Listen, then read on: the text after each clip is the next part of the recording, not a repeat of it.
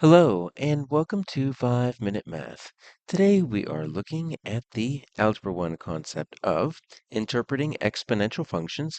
This is standard A.9B in the great state of Texas, and we are using item number 5 of the 2024 released STAAR test. If you haven't done so already, please go ahead and take a moment to pause the video, work this problem out on your own, unpause it, and we will look at our answers together. All right, so we know a few things. We need to find a statement.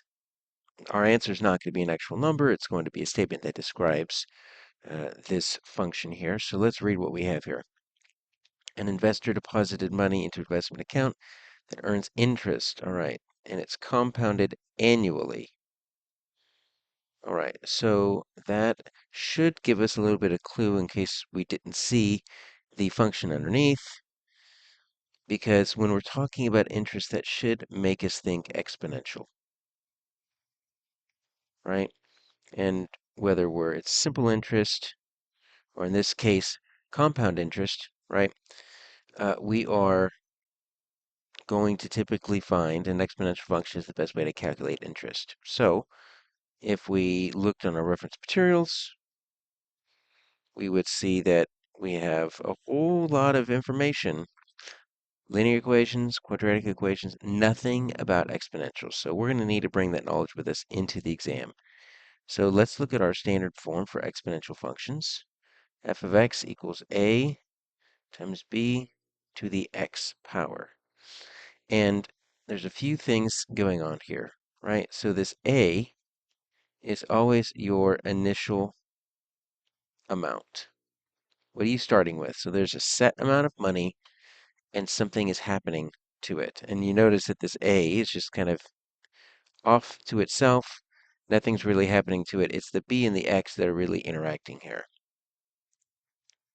So your b is your growth or decay rate. So you're going to take your A, your initial amount, you're going to multiply it, either growth if it's greater than 1, decay if it is less than 1, but still needs to be greater than 0. And your X here, right, that's going to be your time unit. Most of the time it's going to end up being years, but there's a few instances where you might not necessarily use years. And you notice these two are interacting. So you're raising it to the time power, 1 year, 5 years, 8 years, 20 years. Okay, so that's going to be what we're dealing with on our standard form for exponential functions. So let's read these statements.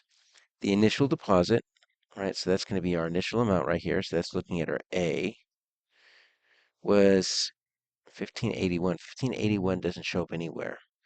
Well, if you ignore the t, and you just multiply these two, right?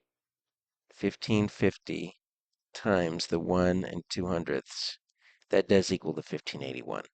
That's not how that works. You don't necessarily multiply those two.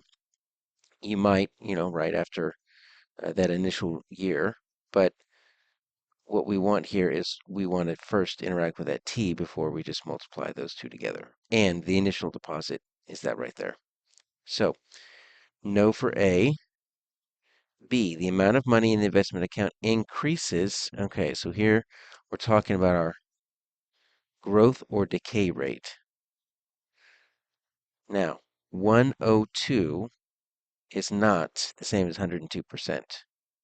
Okay, so what we're dealing with here is we're dealing with a decimal. Okay, but we're not necessarily turning that into a percent. So we're turning that into a decimal, but it's not a percent, it's 1 and 200ths. Okay, the initial deposit in the investment account was 1550. There we go. Sitting right there in front of us. That A is the initial amount and it is $1,550. That's good.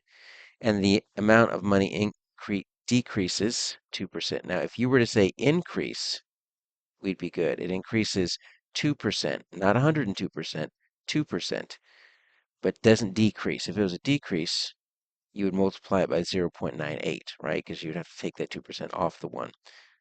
So the answer here is going to be C.